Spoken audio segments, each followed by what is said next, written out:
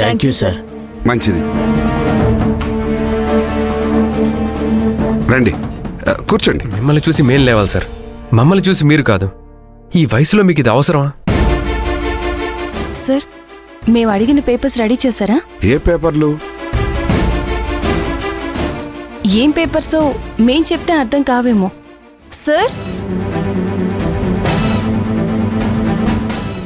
వీళ్ళు చెప్తే అర్థం అవుతుందా?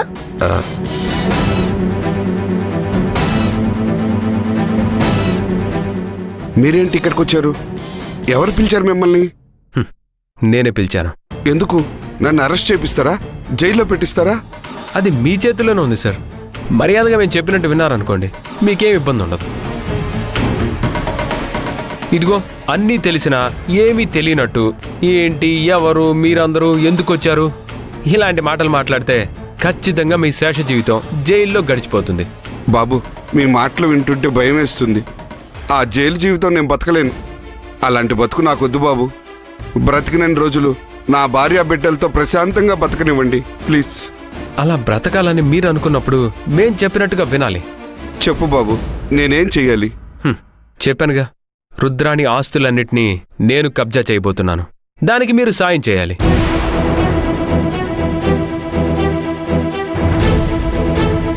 ఏం మాట్లాడుతున్నారు మీరు? ఇప్పుడు చేసిన తప్పుకే చచ్చిపోతున్నాను. మళ్ళీ ఇంకో తప్పు చేయమంటున్నారు. నా వల్ల కాదు బాబు, నన్ను వదిలేయండి. అనామకులే కదా, ఏం చేస్తారులే అని మా ఇంటిని కబ్జా చేయడానికి వాళ్ళకి సహాయపడ్డారు. ఇప్పుడు తన ఆస్తిని మేము స్వాధీనం చేసుకోబోతున్నామంటే మీరెందుకు కంగారు పడతారు? ఆ రోజు మా ఆస్తి కొట్టేయడానికి తనకి ఎలా సహాయం చేశారో అలాగే ఇప్పుడు మీరు మాకు సహాయం చెయ్యాలి. ఏం కాదులే సార్, తన విషయంలో అంటే మేము వచ్చాం కాబట్టి పోలీసులు, కోర్టులు ఇవన్నీ వస్తున్నాయి. అదే మాకు సహాయం చేశారనుకోండి, తప్పు చేసిన ఆ రుద్రాణి ఏమీ చేయలేదు కాబట్టి మీకొచ్చే ప్రమాదం ఏమీ ఉండదు. ఏం చేయాలి నేను ఇప్పుడు? ఎలాగైనా సరే నేను రుద్రాణి ఆస్తి మొత్తం కబ్జా చేయాలి. దానికి మీ పద్ధతిలో మీరు సాయం చేయాలి. చెప్పినట్టుగా డాక్యుమెంట్స్ అన్నీ సబ్మిట్ చేయండి. ఇలా అయినా చేసిన తప్పుని సరిదిద్దుకోండి. బాబు బాబు, నేను అసలే భయస్తుణ్ణి. మళ్ళీ మళ్ళీ నాతో తప్పు చేయిస్తున్నారు. ఇంతకు ముందు చేసింది తప్పు, ఇది తప్పు కాదు. చేసిన తప్పుని సరిదిద్దుకోవడం.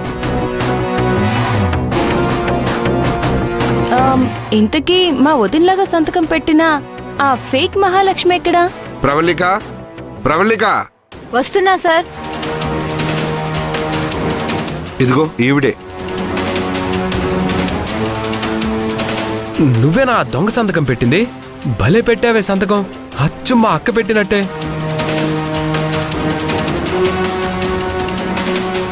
మరి మా అక్కలాగా సంతకం పెట్టినందుకు నీకేదైనా సన్మానం చేయాలి కదా.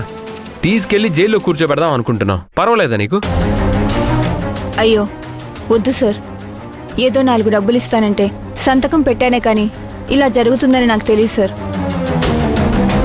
ఎవరో సొమ్ము ఎవరో కొట్టేయాలని చూస్తే డబ్బుకు ఆశపడి ఎలా సంతకం పెట్టారు మీరు?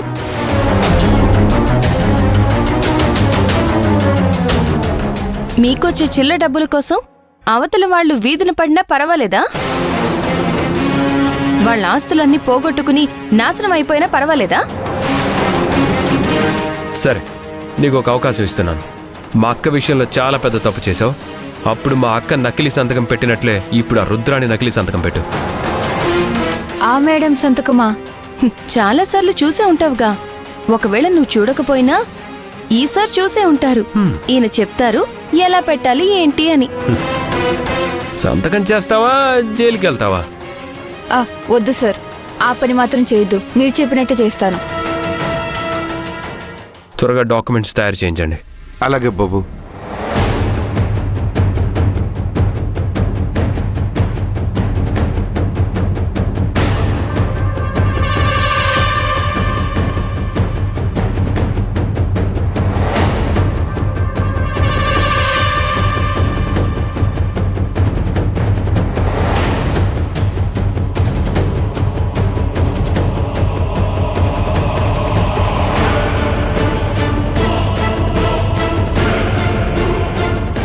అయిపోయింది బాబు. ప్రవళిక గారు చి రుద్రాణి సంతకం పెట్టు.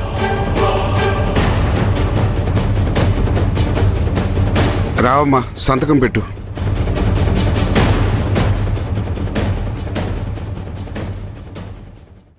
ఇక్కడ ఇక్కడ ఇక్కడ ఇక్కడ ఇక్కడ పెట్టండి.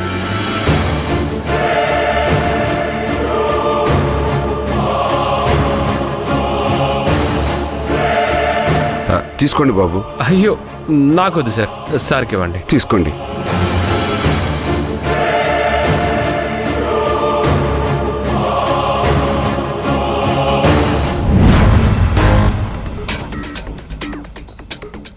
ఇదిగోండి మీ రిపోర్ట్స్.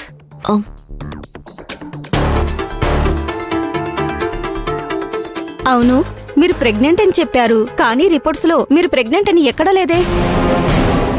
చెప్పండి మేడం.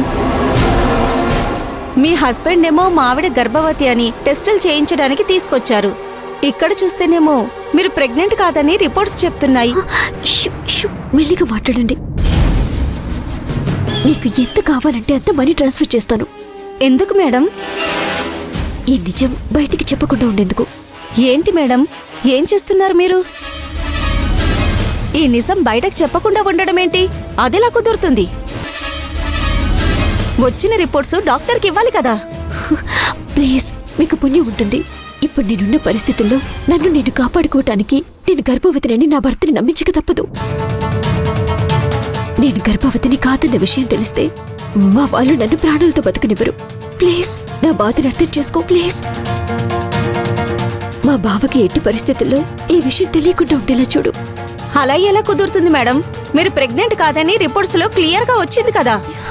నేను ప్రెగ్నెంట్ అని రిపోర్ట్స్ మార్చేసివు. ఏంటి మేడం, అలా మార్చడం చిన్న విషయం అనుకుంటున్నారా? లేని ప్రెగ్నెన్సీ ఉందని చెప్తే చాలా పెద్ద క్రైమ్ అవుతుంది. రేపు ఆ విషయం బయటపడిందంటే ముందు నన్నే అరెస్ట్ చేస్తారు. ప్లీజ్, నా పరిస్థితిని అర్థం చేసుకో. నువ్వు చెప్పే ఒక్క అబద్ధం నా ప్రాణం కాపాడుతుంది. నేను నా భర్తతో సంతోషంగా కాపురం చేసుకోవాలంటే నువ్వు ఈ అబద్ధం చెప్పక తప్పదు. కేవలం నా ఫ్యామిలీతో నేను సంతోషంగా ఉండటం కోసమే ఈ చిన్న అబద్ధం చెప్పమని అంటున్నాను.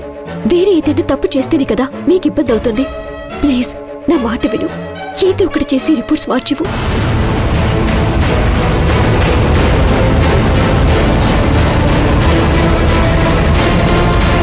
ప్లీజ్, ఆలస్యం చేయొద్దు. మళ్ళీ మా బావ వచ్చేస్తాడు.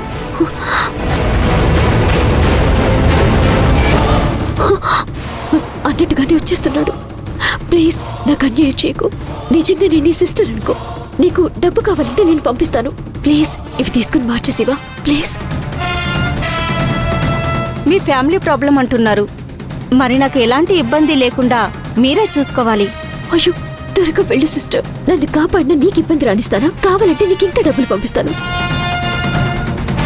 ప్లీజ్, నాకు ఈ ఒక్క హెల్ప్ చేయి ప్లీజ్. అదిగో మా బావ వచ్చేస్తున్నాడు.